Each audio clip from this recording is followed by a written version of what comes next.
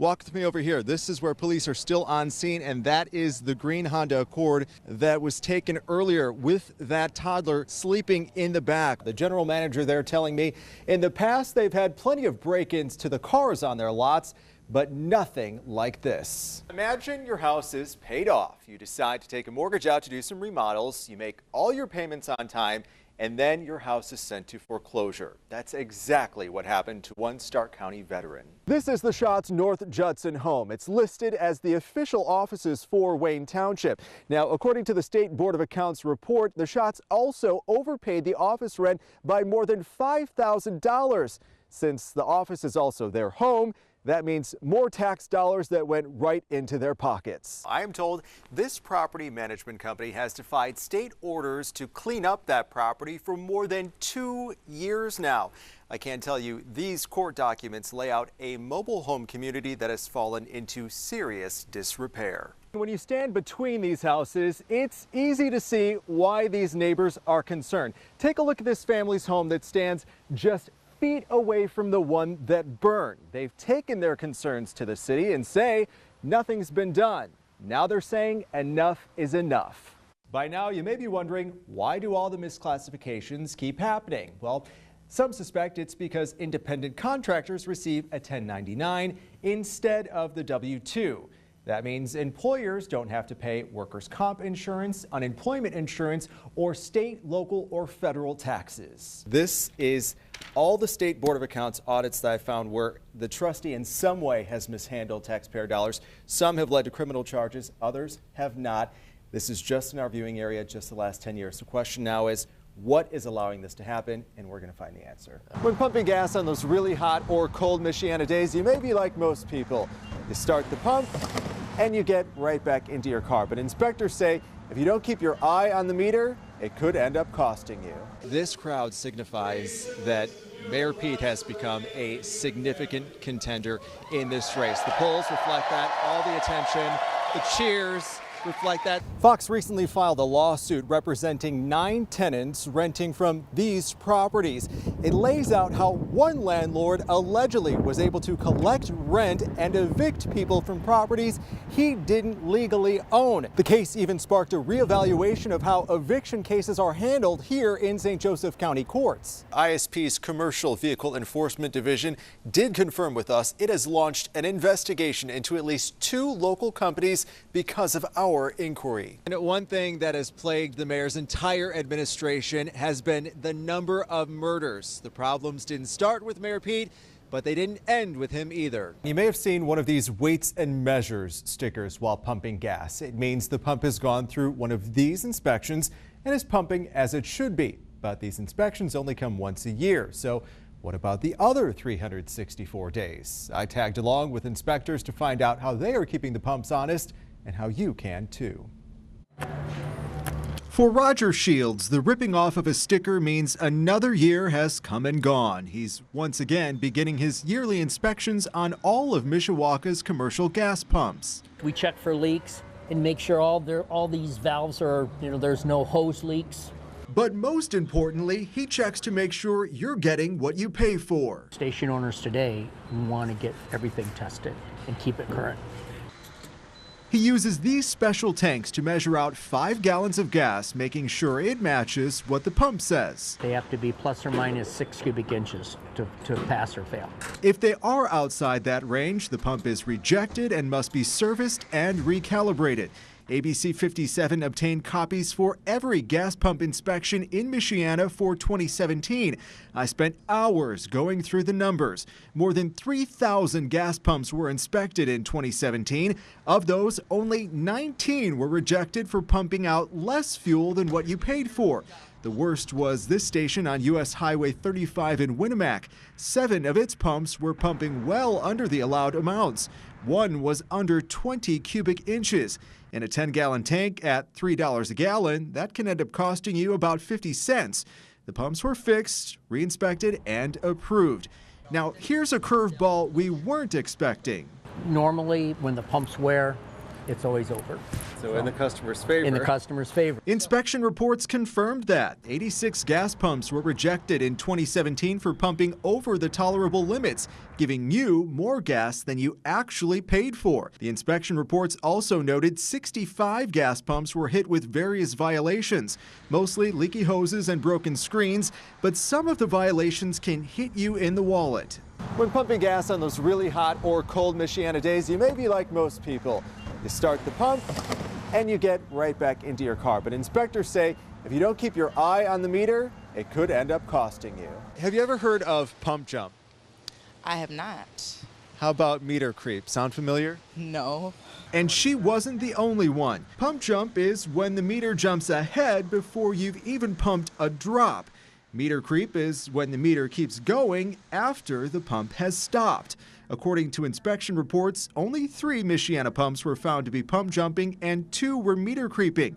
This mire on Red Arrow Highway in Stevensville did both. The defective pumps were tagged, repaired, and re-inspected before they were allowed to pump fuel again. Will you pay attention a little closer now? Absolutely. I'm doing it now. Now that you said it, paying a little bit more attention. If you do notice a problem when pumping, inspectors encourage you to give them a call. But it's important you remember a few things: which pump you used, which blend you chose, the price per gallon, the exact total you paid, and most importantly, a copy of your receipt. That information can help keep the pumps honest until the inspectors, like Roger, come back next year to test them all again. And to report pump problems in Indiana, call your local weights and measures inspector, and in Michigan, call the Department of Agriculture. We have contact information for both of those now at abc57.com. There you will also find our interactive map with the results for all 2017 pump inspections. Just click on your local gas station to see how the pumps checked out. Nestled in the southwestern corner of Stark County is Wayne Township, a population of 4,541 people. It covers the mostly rural area surrounding North Judson. The township mostly focuses on providing fire protection and financial assistance to those in need. During an audit of the township's finances, the State Board of Accounts found that between January 1st, 2009 and December 31st, 2016, the township trustee, Clara Schott, overpaid herself by more than $11,000. During that same time, Deputy Trustee Donald Schott was also overpaid by $3,700. Donald also happens to be Clara's husband. Indiana's nepotism law allows township trustees to hire up to one relative if the township office is located in the trustee's personal residence. This is the Schott's North Judson home. It's listed as the official offices for Wayne Township. Now, according to the State Board of Accounts report, the Schotts also overpaid the office rent by more than $5,000. Since the office is also their home, that means more tax dollars that went right into their pockets. According to the State Board of Accounts report, the overpayments to the Schotts and the office rent, along with the costs of the audit, all add up to $22,072.78. We set out to get some answers from them. But no one answered the door. The person you have dialed, take your call now. Or our call. ABC 57 did obtain a copy of a default judgment filed against the Schotts by the Indiana Attorney General's office in December of last year. The Schotts are now on the hook for the overpaid amounts, damages, and interest, all totaling up to almost $74,000. ABC 57 spoke to several people in Wayne Township who say they aren't surprised by the allegations, including Kelly Roseman. It's sad. It's sad that they're ripping the people off. They're ripping the taxpayers off. Roseman has lived in Wayne Township his entire life, and he says he's had enough. Do you feel like the township's well taken care of? Not necessarily. There's things they could fix here. Things that this money could be going towards? That's correct. They waste a lot of money on stuff, and then they got people like that taken out of the taxpayers' pockets. It ain't right. Right or not, the question now is it criminal? That's what Stark County Prosecutor Nick Borf is investigating. He tells ABC 57 News, "We've been working with a detective from the Indiana State Police on this. My chief deputy has been in communication with the AG's office as well as the ISP on this investigation." Now, this isn't the first time accusations like this have come up. A State Board of Accounts audit from 2006 found the Schatz overpaid their salaries and rent by $4,800 in 2005 and 2006. No charges were ever filed then. As for these latest accusations, we're just waiting for the final case report from the Indiana State Police detective. The results of that investigation will determine whether criminal charges will be filed and if the Schatz will be removed from their positions. We should note trustee Clara Schott is up for re-election this year, and so far, Brian, she has not filed any papers yet to run for that position again. There's nothing good I can say about the place. Families living in a LaPorte County community are fed up. They say for years they've been dealing with piled up garbage, busted pipes, and poor water quality at the Autumn Creek Mobile Home Park in Michigan City. ABC 57 investigative reporter Drew Gardner has learned those issues should have been fixed. But Drew, why hasn't anything been done? Well, Brianne, that's what everyone wants to know. I am told this property management company has defied state orders to clean up that property for more than 2 years now. I can tell you these court documents lay out a mobile home community that has fallen into serious disrepair. This was the nicest park in Michigan City at one time. That moment in time is but a distant memory for Dave England, who has called the Autumn Creek Mobile Home Park home for 19 years. Well, it's just got from bad to worse, really. Dave moved to Autumn Creek to enjoy a quiet retirement. You see the water sitting there. That quiet life interrupted by the rushing water of a busted water pipe underneath a vacant neighboring home. This was all water coming down this driveway yesterday till I pulled this pipe and let the water go down the sewer. A problem Russ Bielik can relate to. He's lived down the road from Dave for the last 15 years. He can no longer use his driveway due to the inches of ice covering it. And all the water that's been sitting here, this is from that trailer right back there has been leaking. And it's been leaking for over 2 years. Several other empty properties have broken pipes, flooding the streets, causing huge potholes, and even forcing residents to dig this trench to make the road passable. That flooding has also taken a toll on the structure of many of the homes. You know, I don't want to get under this trailer no more. I'm done trying to fix it. It's been pushed up and down so much with all this water and ice.